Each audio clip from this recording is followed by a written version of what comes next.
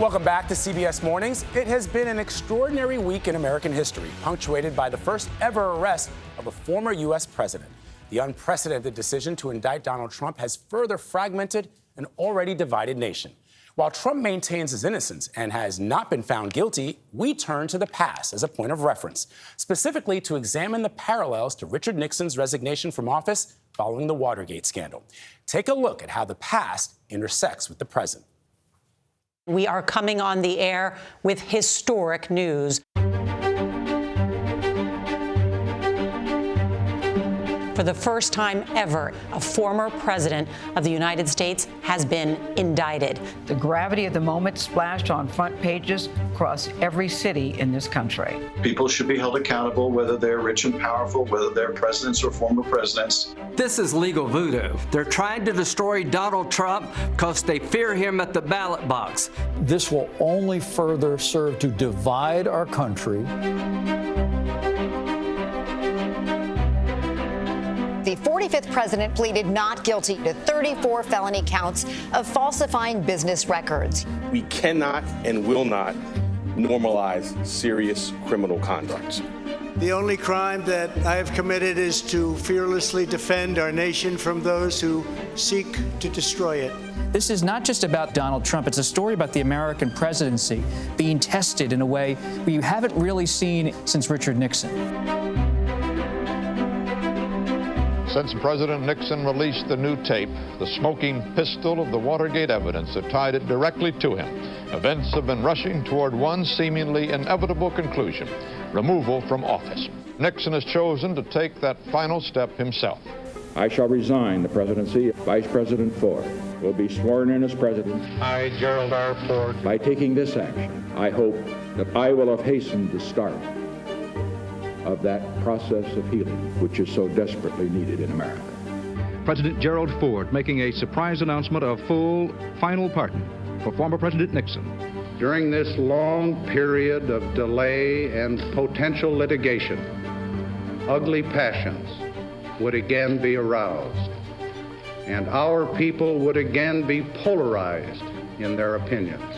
It is not the ultimate fate of Richard Nixon that most concerns me. My concern is the immediate future of this great country.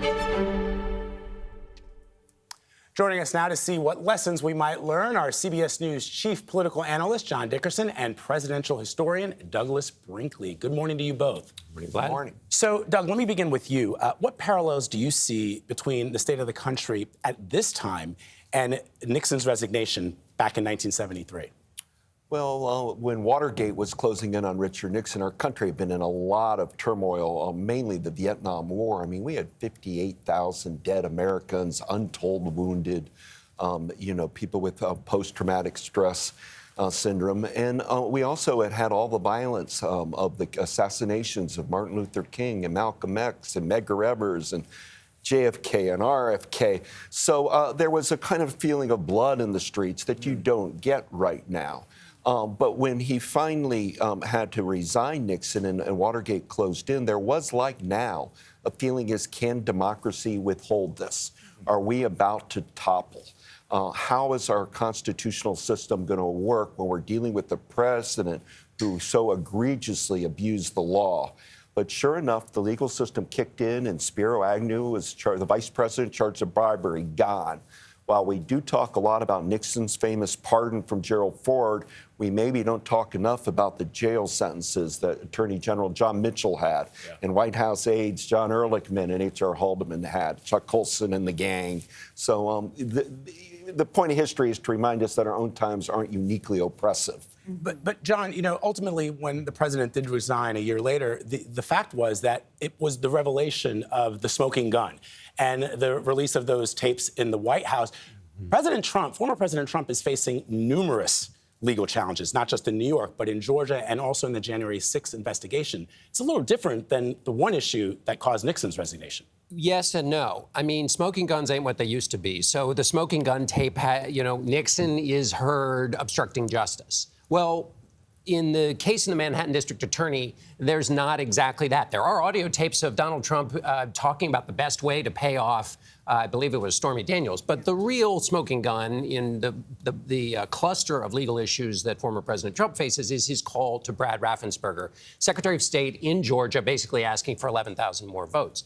Well, how was that received in the modern world? It was sorted by partisans. And so you have a party behind President Trump that Nixon didn't really have. He had plenty of support in his party, but he also had wise men in the party. He had Senator Hugh Scott. He had Senator Barry Goldwater go to him and say, you can't withstand this. And what you have now is you not only have no wise men in the party going to Donald Trump saying you can't do this, but you also have Fox News and an entire ecosystem supporting him. And that's a big difference between then and now in terms of whether public information that would have in the past been embarrassing is not so embarrassing now, at least for the moment. Our democracy is supposed to be the thread that holds this country together.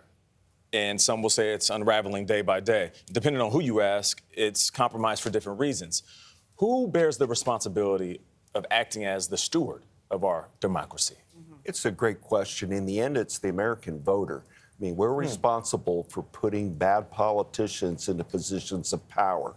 Not enough people vote, and many people are frivolous about their vote. They'll go with somebody who's weird or goofy, or they saw on TV that somebody that doesn't really have chops. In the old days, we would elect presidents largely from their military career. How did they perform in a leadership model? How did they rise to becoming a colonel or a general? Or how did you perform in law school, where your job in law school is to defend the Constitution of the United States? Right. Donald Trump is of neither of those traditions. Nor is he part of the engineer school of Jimmy Carter and Herbert Hoover, where you're using, empirical data as your slide rule marker for everything. Trump's a kind of a one-offer. He's always been about himself, self-aggrandizement, profit for oneself. He's about the individual over public service and the community writ large. Speaking of this need to preserve democracy, let's talk about what happened in the Tennessee chamber yesterday with House Republicans expelling 2 Democratic lawmakers and black lawmakers over protesting gun reforms. How do you put this into perspective with history at large, both of you? John, let's start with you. And what is the impact and the ripple effects of that? Well, politics needs some cartilage. It needs some give. It can't be totally brittle. So when you have a situation in here where, okay, Republican lawmakers thought these Democrats broke decorum, stepped out of line, there are a series of steps to punish. But when you go to the maximalist, when you kick them out, that's brittle. There's no give. When there's no give, the only way the other side gets to respond is by punching back. And so when you lose those interim steps, all you get is response and response and response. And that is not only, where that leads, right? That leads to violence. And it takes us back to this previous conversation, which is the reason this question of democracy is so important. And the reason faith in the judicial system is so important is we are at a moment where more on the conservative side, but on both sides, you have people who think the system isn't working. We've got to affect change outside of the system through violence. And when you have a system like that, you have no system at all if people take things into their own hands. So if it's always brittle, people think, well, I can't get a result from inside the system, so I must go around it. And that's what essentially January 6th is. This is a conversation that obviously needs to be continued, and we will be doing so at another time. John Dickerson, Douglas Brinkley, thank you both so much.